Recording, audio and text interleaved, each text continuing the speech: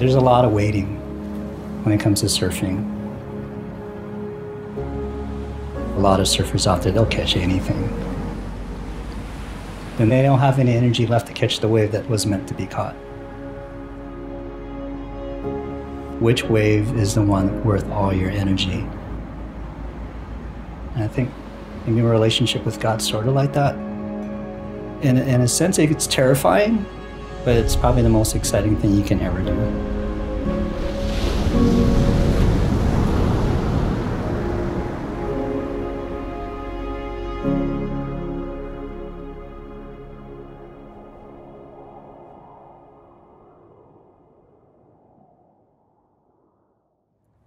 I love camping to a fault.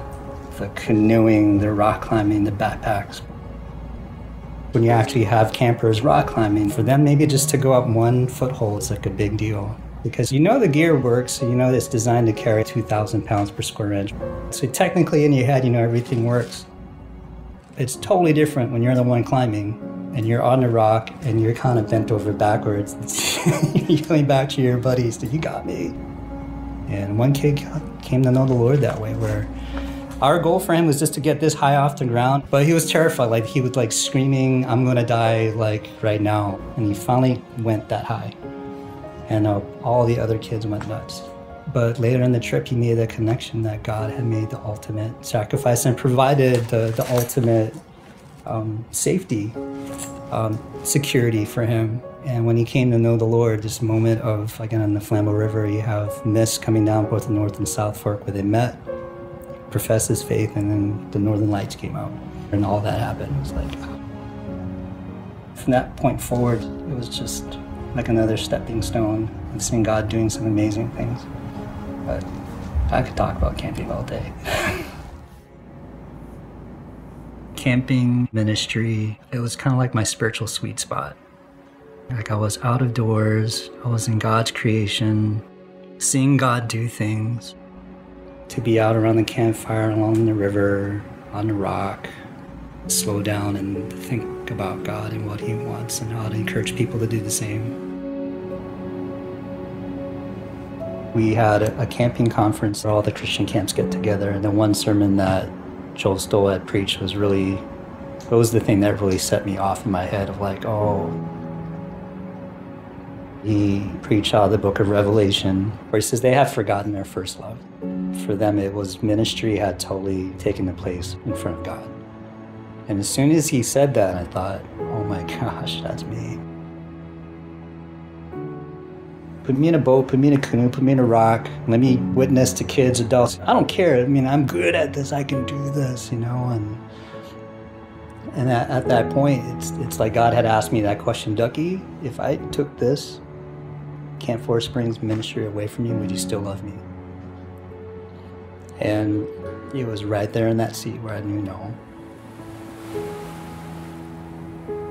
I was undone. It's like, okay, now what?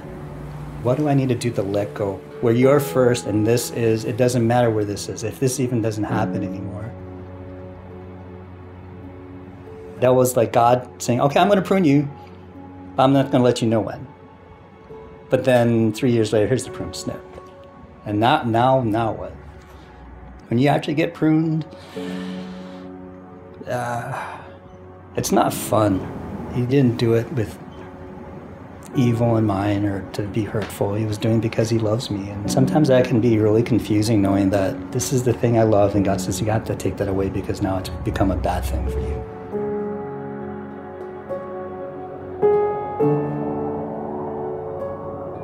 The next 9 months after that, after I left, I was totally lost. I mean, I just knew that God was good, He is righteous, and He's perfect, and He will always make good and righteous, perfect decisions regarding me.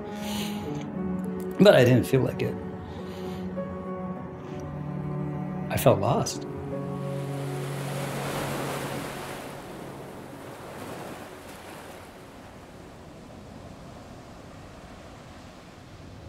There's a passage in Psalms that's all about being still and knowing that God is God. But, I mean, that's what it really comes down to, is listening to God, what He has to say and what He wants me to work on. If you're trying to seek the will of God, then you ask men for godly counsel and just wrestle it out with God. Think it through. I got back to some of the guys who've been praying for me. They sought God and the guidance of the Holy Spirit. And it's like, Ducky, we see you becoming a nurse. I'm like, really? I've never had one of those, I want to be a nurse moments. I never even thought about it. So are you kidding? So that kind of started that way. And that was like one of those moments, like, search and rescue. I used to do that. It's like, oh yeah, I'm all about it. And then all of a sudden it's kind of like, yeah, maybe I could do nursing. There are times in your life with your walk with God that He's going to ask you to do this one thing. Like, Ducky, I want you to do this one thing. And usually it's that period of my life where, God, I would do anything else but this one thing. If I just wait on Him, He just shows me that one way where I can just focus all my energy into. But I had to listen.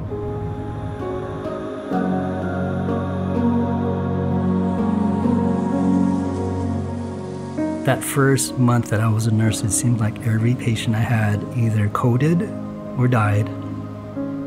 So every step of the way I thought, maybe I shouldn't be a nurse.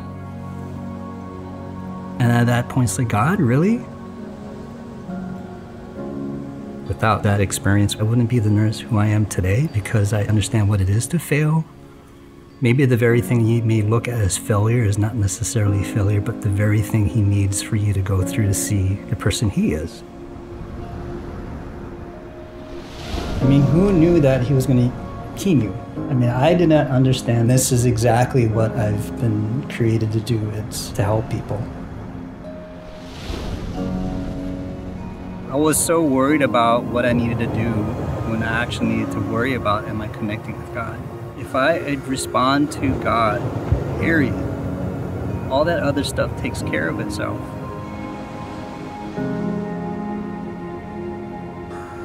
There's a lot of waves out there. They're kind of beckoning you. It's like, catch me, put all your work into me. They want you. And trying to figure out which one is the one. I think it's the same thing with walking with God. A lot of times when you wait on Him, the world is throwing all these different waves at you. And God says, catch this one. As I throw myself into the water, enter this relationship with being just myself and real with God, things happen. I feel awkward, I feel vulnerable, and yet if I just put myself in God's hands and just trust Him with what He tells me to do, then I'll be okay. More than okay. It's like the best thing for me. It's terrifying, but that only happens when you get in the water with God.